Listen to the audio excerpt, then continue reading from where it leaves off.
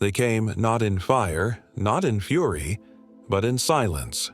No warships tearing through the sky, no demands broadcast across continents. Just a ship, a single, massive vessel that appeared one morning over New Delhi, hovering like a question mark above. The chaos below. It was dark, not black exactly, but something deeper, something that seemed to pull light into itself, and from it he descended. The first thing anyone noticed was his size. He stood nearly 10 meters tall, moving with deliberate slowness as he stepped onto the cracked pavement where once there had been a road. His armor, if that's what it was unlike anything human science could categorize. Not metal, not organic, but something in between, shifting subtly in color depending on the angle of the sun. His form was vaguely humanoid, but too broad. In the shoulders, too narrow at the hips. His limbs moved with unnatural precision, joints bending in ways that defied human anatomy. And his face, if you could call it that, had no mouth, only two glowing eyes set deep beneath a ridged brow. People fled. Entire city blocks emptied in minutes. Governments scrambled to respond. Scientists tried to explain him. Generals debated whether to attack. But the warrior didn't speak, didn't raise a hand. He simply stood, watching and watching. For hours, then days. No one approached. No one dared, until he did. He wasn't a hero, not by any stretch. He wasn't a soldier or a scientist or someone who'd ever made headlines. He worked maintenance at a small electronics shop near the outskirts of the city. Name? Hardly anyone remembered. Age? Mid-30s, maybe older. Appearance? Unremarkable. Average. Height? Thin frame, quiet demeanor. The kind of person you'd pass on the street and forget 5 seconds later. But when the world froze in fear, he walked forward. Not boldly, not recklessly, just steadily. One foot in front of the other, like he was walking to work on a rainy morning. There were warnings blaring from every direction. Drones circled overhead, soldiers shouted at him to stop. Someone even fired a warning shot. He didn't flinch, he just kept going, and when he got close enough, he stopped. 10 meters away, just standing there. The alien looked down. The wind stirred dust around them. Then, slowly, the man reached into his coat. Everyone held their breath.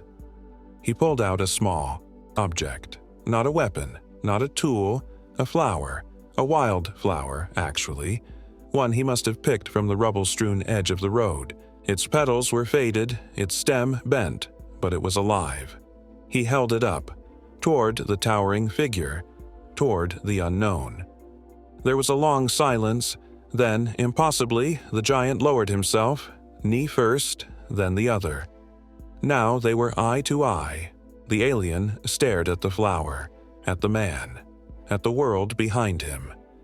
And then, gently, so gently it could barely be seen, he reached out. A massive armored hand hovered just above the offering. Then, carefully, he took it. The crowd gasped, not in fear, in awe. It wasn't much, just a moment, just a gesture. But in that instant, everything changed, because for the first time since the arrival, the alien wasn't a threat.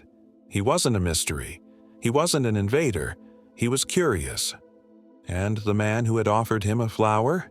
He was something no one expected. He was brave. Not the kind of bravery that came from strength or weapons or power, but the kind that came from seeing another being. Not as enemy, not as monster, but as someone who might need a friend. Even if that someone was 10 meters tall, even if that someone came from the stars. Back home, people watched the footage on loop. Analysts dissected every second. Reporters speculated endlessly. Was this a trick? A test? A trap? Or was this human truly insane? But those who knew him weren't surprised. To them, he had always been different. Not loud, not flashy, just thoughtful, kind in a way that often went unnoticed. He would help old women carry groceries, fix broken radios for free, sit quietly with strangers who looked like they needed company. He never asked for thanks, never wanted credit. So maybe in some quiet corner of his mind he had always known this day would come, that the universe would look at Earth with cold judgment, and that someone would have to answer, someone small, someone weak, someone human. The next few days passed in strange silence. The alien remained where he had knelt, now sitting cross-legged like a statue carved from obsidian. The man returned every morning, always alone, always unarmed. Sometimes he brought food, sometimes just music, a small speaker playing songs from home. Other times he sat beside the warrior in silence, looking up at the sky. People began to notice things. How the alien sometimes tilted his head when the man spoke, how he mimicked the man's posture, how, once, he placed a hand over his chest, just like the man had done when saying goodbye to a friend. No one understood what it meant, but everyone felt it. Something was happening between the giant and the ordinary, between the alien and the human.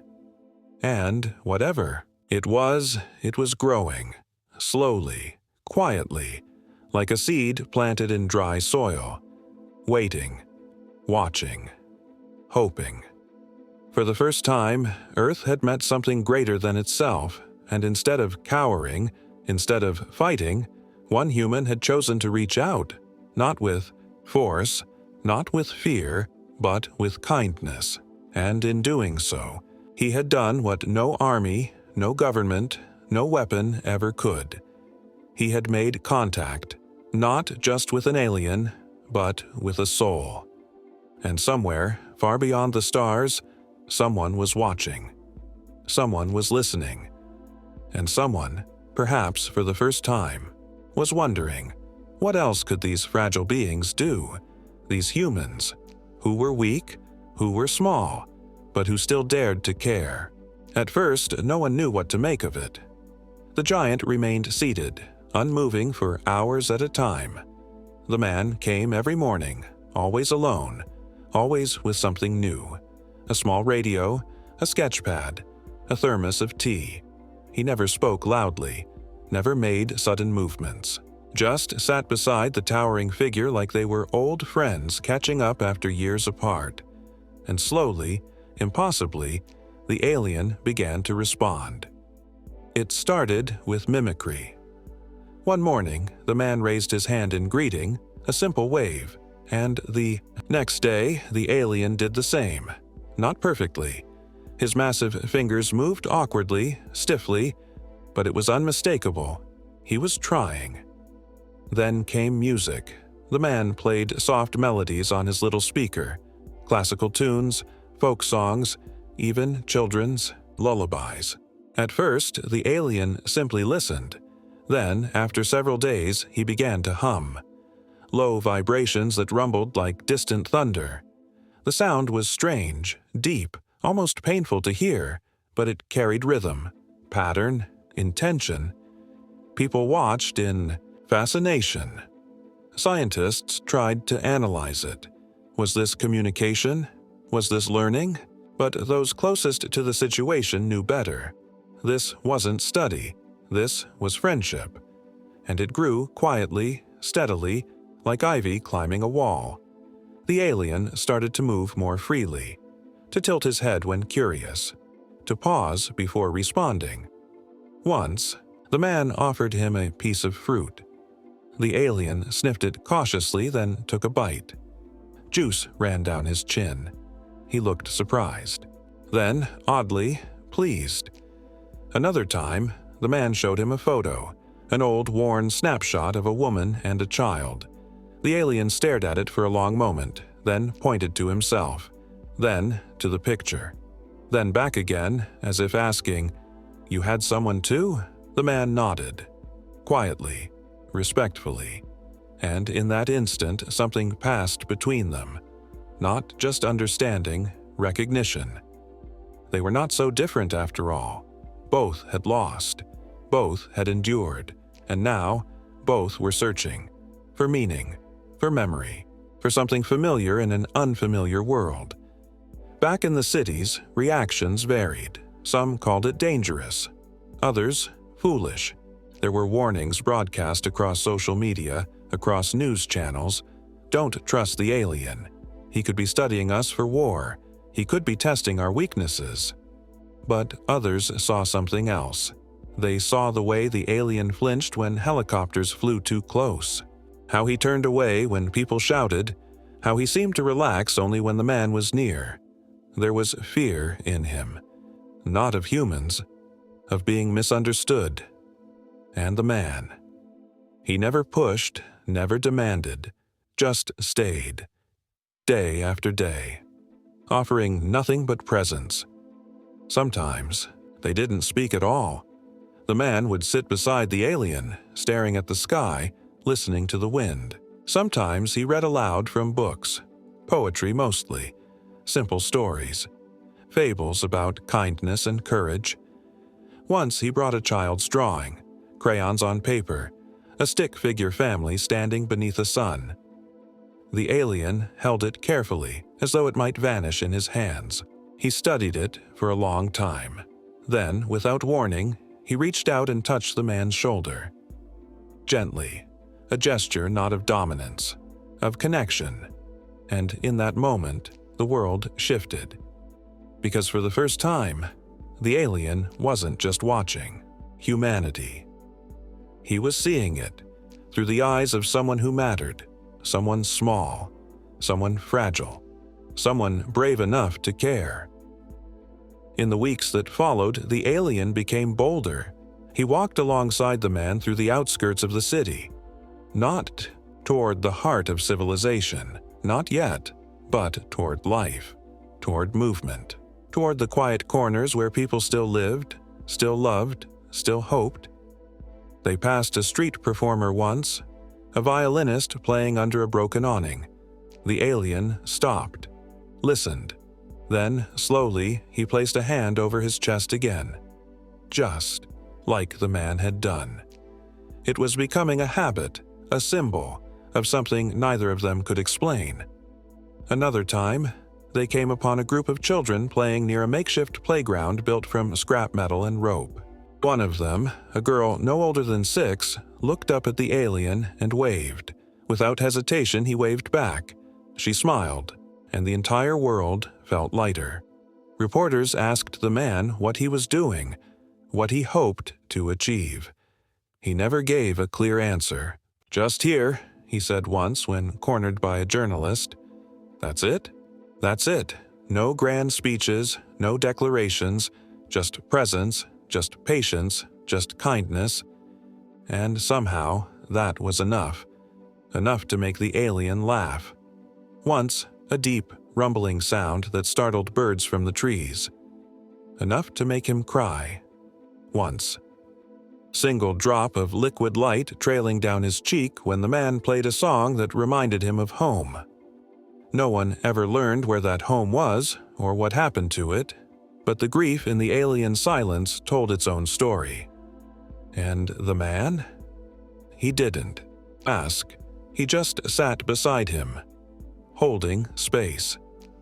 For pain, for loss, for healing. Slowly, the alien began to change. He mimicked speech patterns, learned to recognize emotions in the man's tone, even began to use gestures of his own, not just copying, but creating, a sign for gratitude, for sorrow, for joy. And the most important one of all, friendship. It wasn't perfect. There were misunderstandings, moments of tension. Once, the alien reacted violently when a drone hovered too close.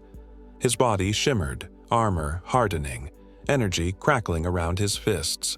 The man stepped forward, hands raised, speaking softly, calmly, and the alien lowered his guard because he trusted him, because he knew him, and in return, the man trusted him too.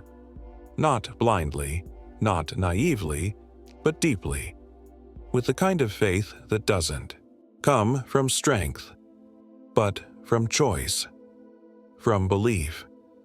That even the smallest person can make a difference. Even the weakest creature can change a heart. Even the most fragile species can earn respect.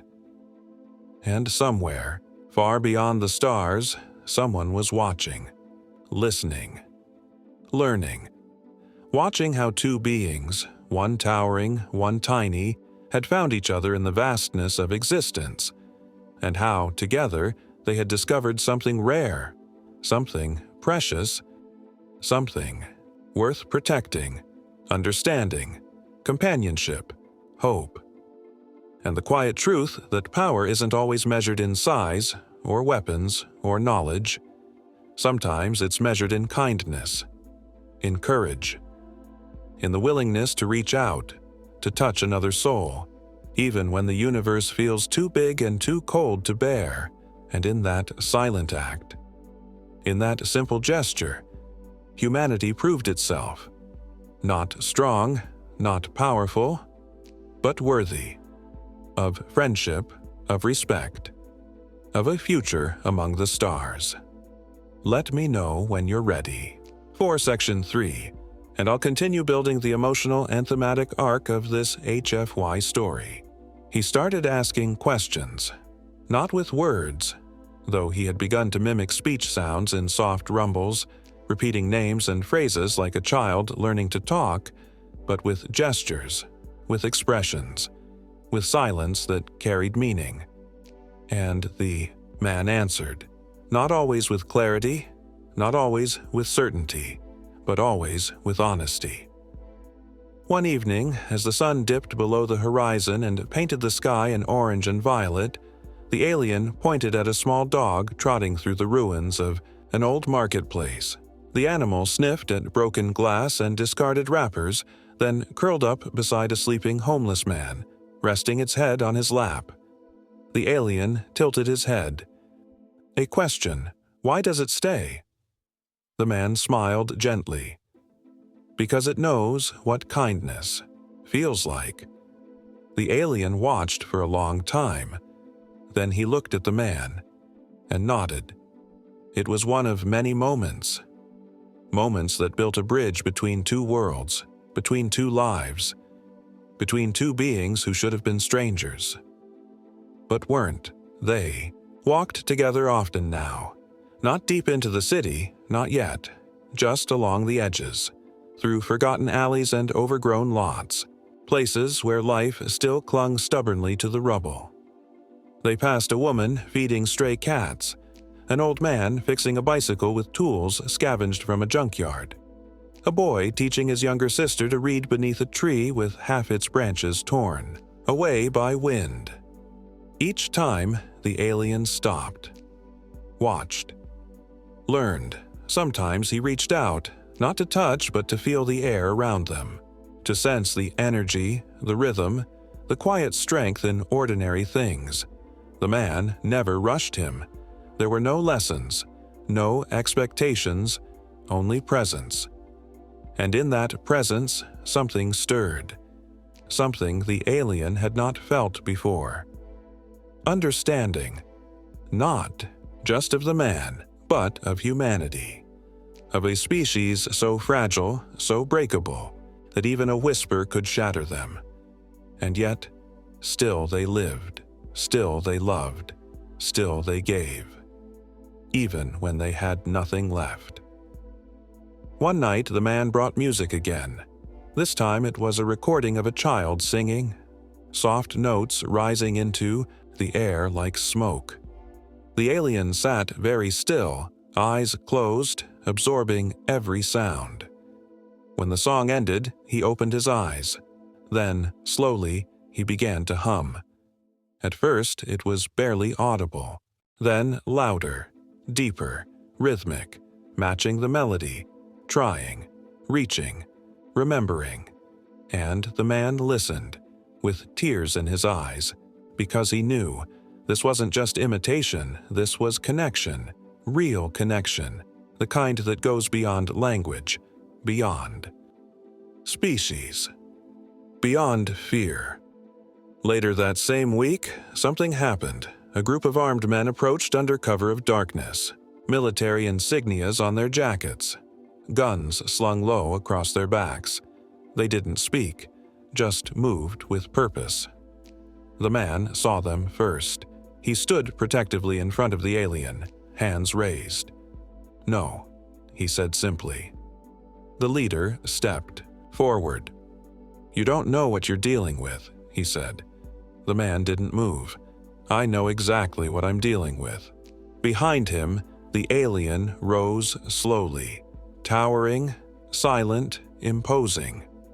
The soldiers hesitated, but the alien did not raise a hand, did not threaten, did not attack.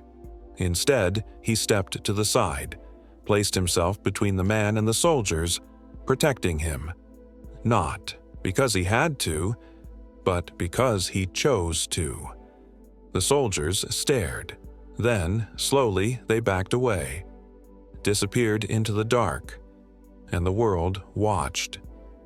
As the footage spread, as the truth became undeniable, the alien wasn't here to conquer. He was here to learn, to understand, to connect. And the man had become more than a friend. He had become a teacher, a guide, a mirror, reflecting back the best of what it meant to be human. Not strength, not dominance, but compassion, resilience, hope. Days turned into weeks. The alien changed. He mimicked laughter now, smiles in his own way. He learned to comfort, to sit in silence with someone hurting, to offer space when needed. Once, the man fell ill. Fever, chills, weakness. It wasn't life-threatening, but it was real. The alien hovered nearby, watched, waited, didn't leave, didn't speak, just stayed. Another time, the man told a joke, one of those simple, harmless ones about fish talking underwater. The alien didn't laugh at first. He tilted his head, processed. Then, after several seconds, he let out a low vibration in his chest. That was his laugh, and the man grinned.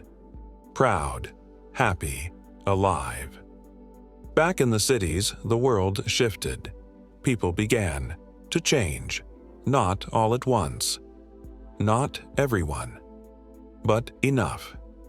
Enough that schools started teaching children about the alien not as a threat, but as a guest.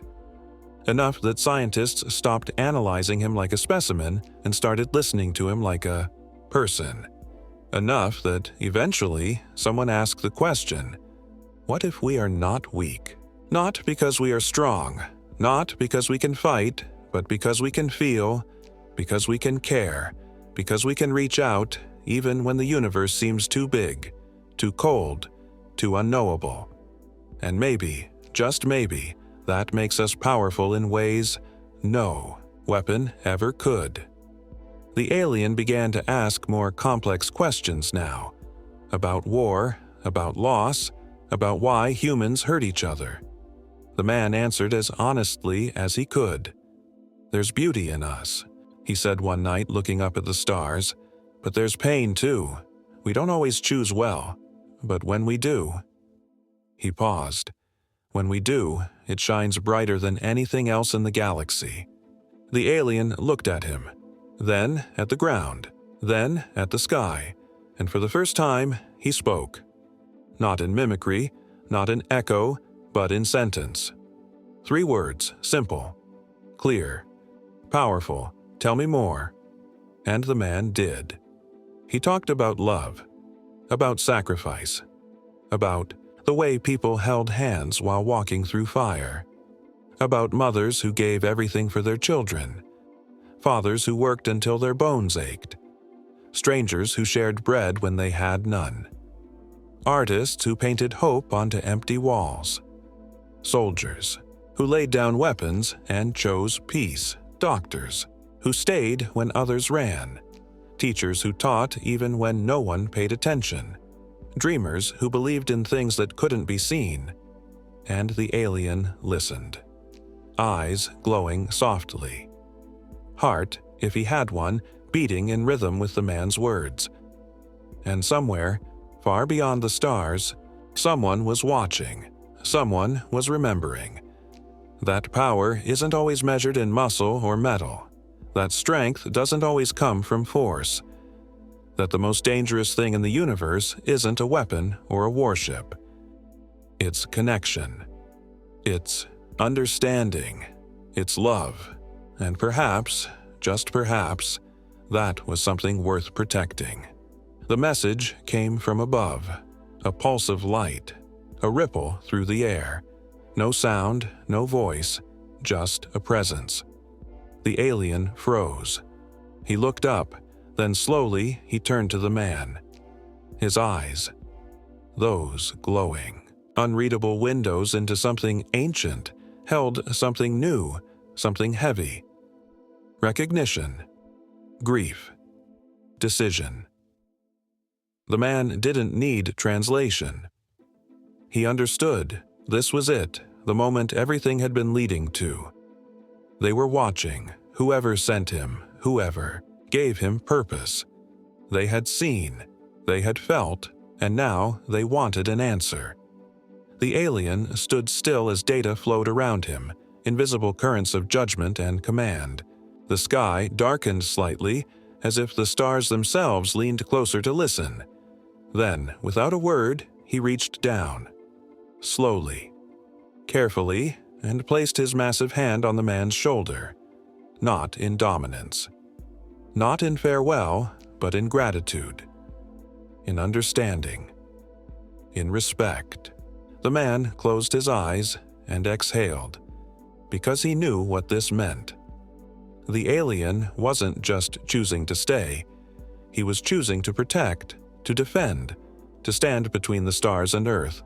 Not as a conqueror, not as a threat, but as a witness, as a voice that would speak for the fragile ones, for the broken ones, for the ones who had nothing but love to offer. And then he spoke. Not to the man, but to the void. 3 simple words, translated, understood, remembered. They are worthy, across the world. Satellites picked up the signal. Governments scrambled, scientists wept, children looked up at the sky with wonder. It was over, and yet it had only just begun. The alien knelt again, face to face with the man. He raised one hand and placed something small in the man's palm. A gift. Not metal, not crystal, not technology. Just a piece of himself. Light flickered in the object like a heartbeat, a fragment of armor, or memory, or soul. The man held it gently and nodded. There were no goodbyes, no speeches, no promises, just silence and meaning and trust. And then the alien rose, looked once more at the city, at the people, at the sky, and vanished, not in fire, not in fury, but in light. A quiet, radiant burst, and then, gone, only the wind remained, and the man. Standing alone, holding the weight of a decision that had changed everything. Back home, life went on. Children played beneath trees. Mothers cooked dinner. Artists painted murals on broken walls. People loved. People hurt. People hoped, and somewhere far beyond the stars, someone remembered. That power doesn't always come from strength, that greatness doesn't always rise from conquest, that sometimes the most dangerous force in the universe isn't a weapon or a warship. It's kindness. It's compassion. It's the willingness to reach out, to touch another soul, even when you have nothing to offer but yourself, and maybe, just maybe, that made humans stronger than anyone ever believed. Years passed. The footage of the alien faded from headlines, but not from hearts. Schools taught children about the day a giant walked among them, and chose peace. Scientists studied the fragment. The man had been given, unable to explain its properties, unable to replicate its energy.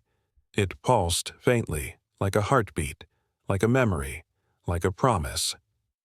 And the man. He never sought fame, never gave interviews, never tried to explain. He kept walking the same streets, helping the same people, offering the same quiet kindness, because he knew it was enough. More than enough. It was everything. One evening, as the sun set behind the ruins of an old city, the man sat beside a child who had just lost her mother. She cried, softly, silently, heartbreakingly. He didn't speak, didn't try to fix it, didn't pretend it wasn't real.